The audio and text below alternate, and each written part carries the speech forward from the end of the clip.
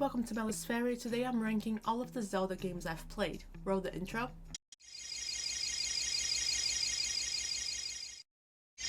So, I've made a tier list layout and it's made me realize that there's so many Zelda games I haven't played yet. Like, I really need to get on it. This is kind of embarrassing. However, it is what it is, so we're gonna go. Now, the tiers. Peak, it's kind of self-explanatory. It's like the best of the best. Like, it can't get any better than that at this point. Very near peak, so almost perfect, but for some reason it's just not as good as whatever the peak one is. Enjoyable, kind of like our mid tier here. Like, good, but not life-changing. Meh is gonna be something that is just not memorable and that I just didn't enjoy as much. And then hated it, which is self-explanatory as well. I don't think any of them are gonna be on the hated it tier, to be honest, but we'll see. We are gonna start with A Link to the Past. A Link to the Past is the first Zelda game I've ever played, and I love it. I don't remember it very well, but I remember the feeling of really loving it. I wish they would remake it. I don't understand why they haven't yet, but maybe it's coming. I'm gonna put A Link to the Past on very near peak, and it's very tempting to put it at peak, but I'm not for now. I think it belongs on this one. Amazing game, everyone should play it. The second one here is Ocarina of Time. Oh, Ocarina of Time. Arguably one of the best games of all time. It is most people's favorite Zelda game. I actually prefer Majora's Mask, if I'm gonna be honest with you. However, it is amazing, it is kind of life-changing, and I think it deserves to be on very near peak. And I promise I'm not gonna put every game on this tier, I promise. It's just that that's just how it is right now. I remember playing this for the first time. I remember how different it was from everything else and how immersive it was. And it's the type of game that still holds up to this day. It will never get old and it's always gonna be a reference. Majora's Mask, now, like I said, I do prefer it to Ocarina of Time and to A Link to the Past. However, I don't think it's on another level.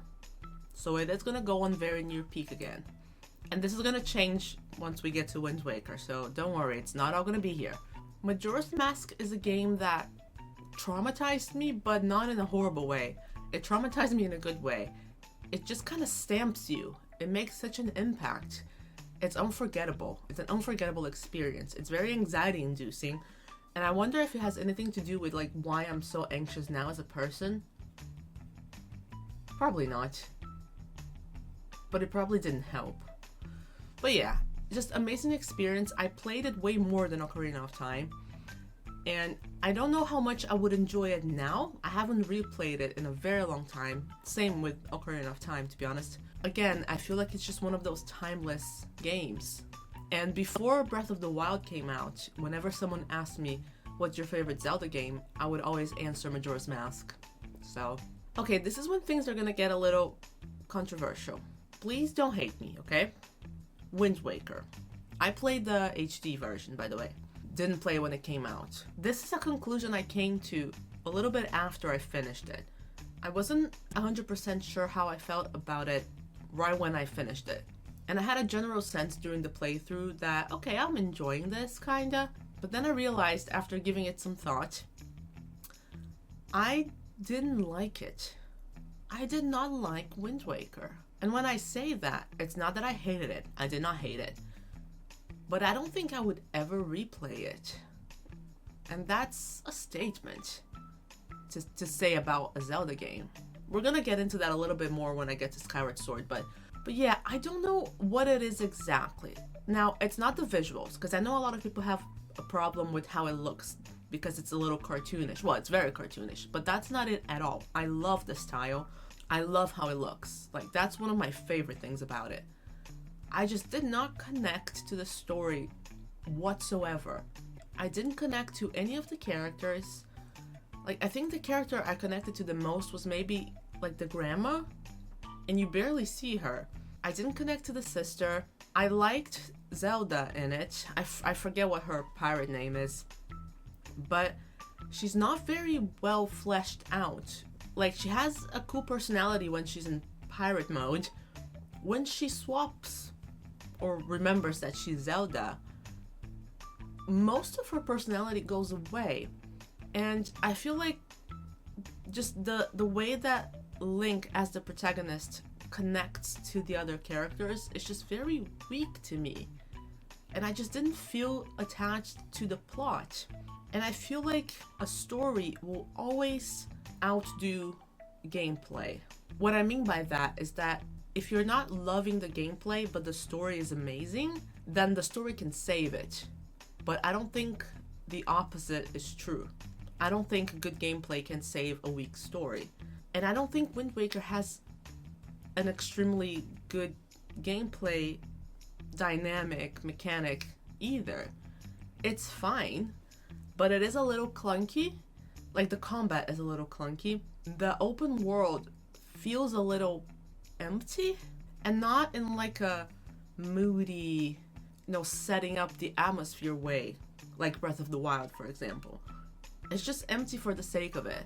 And this is the first Zelda game I've ever played that I can honestly say I didn't like it. It feels really weird saying it. Like, I feel like I'm wrong, and maybe I am. Maybe I just did it wrong.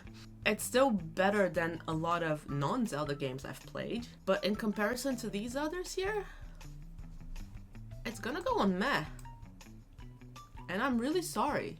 Like, I don't regret playing it. I'm glad I have the playthrough on the channel. I had moments of joy for sure, but would not replay it. Okay, next one is Skyward Sword. This is such a weird one for me, because this is a game that when I finished it, I did a review on it, and one of the points I made on the review was that I liked it a lot, but I wouldn't replay it because it is a repetitive game, in its core.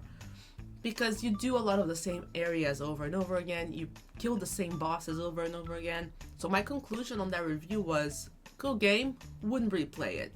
Now that I've had the Wind Waker experience though, I would absolutely replay Skyward Sword over Wind Waker. And I think even if Wind Waker didn't exist, now that enough time has passed, I feel like I would replay Skyward Sword. Now, if you watch my playthrough, you can see that there are very frustrating moments. The Silent Realms, fighting the imprisoned 25 times. There are parts that are exhausting.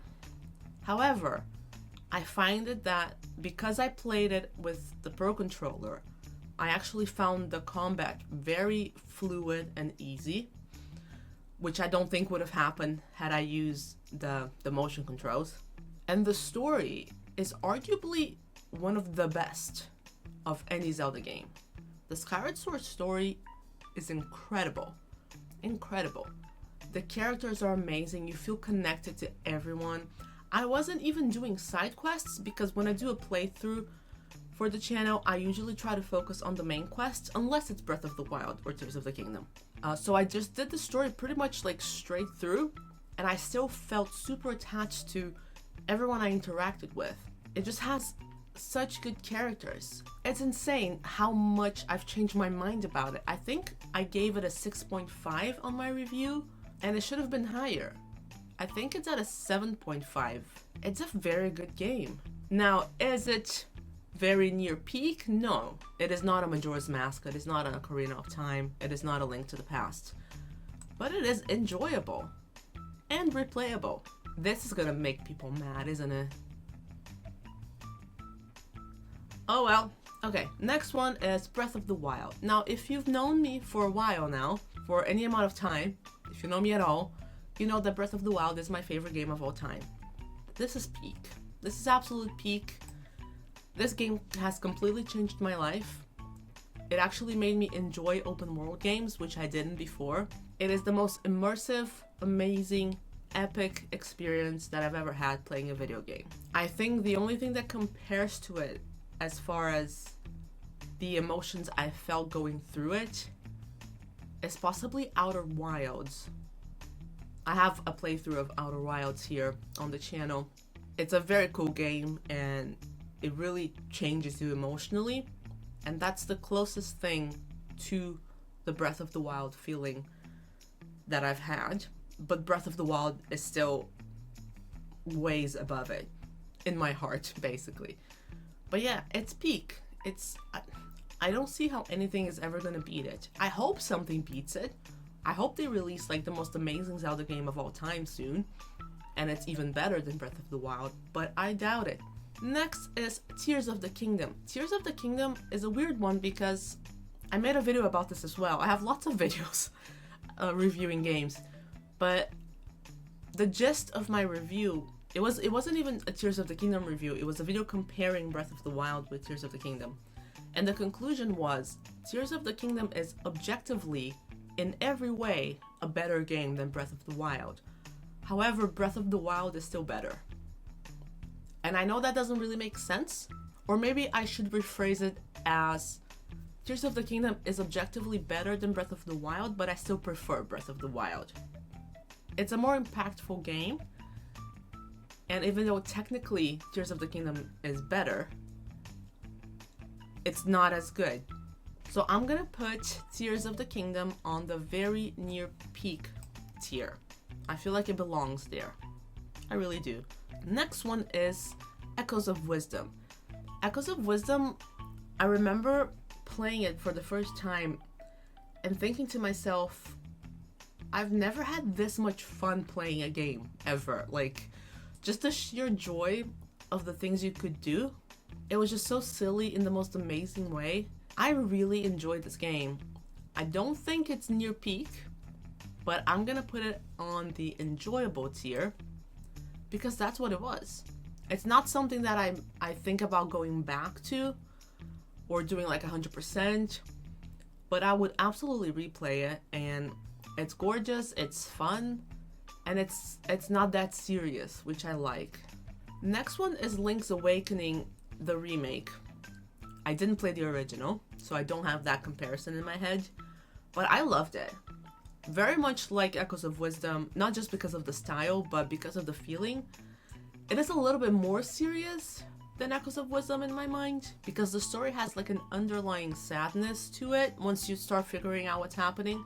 But yeah, amazing game, would absolutely replay it, and I'm gonna put it on the enjoyable tier. Solid. And last but not least, we have Age of Calamity. Age of Calamity has made my life so much happier.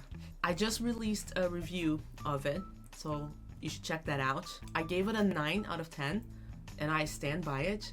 It's amazing. I never thought I would enjoy a hack and slash type of combat, and I became obsessed with it. It is so satisfying, and Age of Calamity combines a very satisfying gameplay with epic story. The cutscenes are beautiful. I love the plot. I love how it lets you into this world in the past that just felt like stories when you were playing Breath of the Wild, and now suddenly you're in it, and it's amazing, and it's bittersweet, and it's heartbreaking, and it's epic all at the same time. It's funny. It's just so good, and it quickly became one of my favorites. This is very near peak. Very near peak. So yeah, this is it. Is this weird? I feel like a lot of people are not gonna agree with me, which is fine. You know, we all have our tastes. Now, I do plan on eventually playing all of the other Zelda games. I just need, time. Time is something that people don't have much of these days, sadly, including myself. But it will happen. It will happen. And then I will redo this tier list and see how things change. Let me know what you think in the comments. I'm curious to hear your thoughts on my list. Thank you so much for watching, and I'll see you guys next time.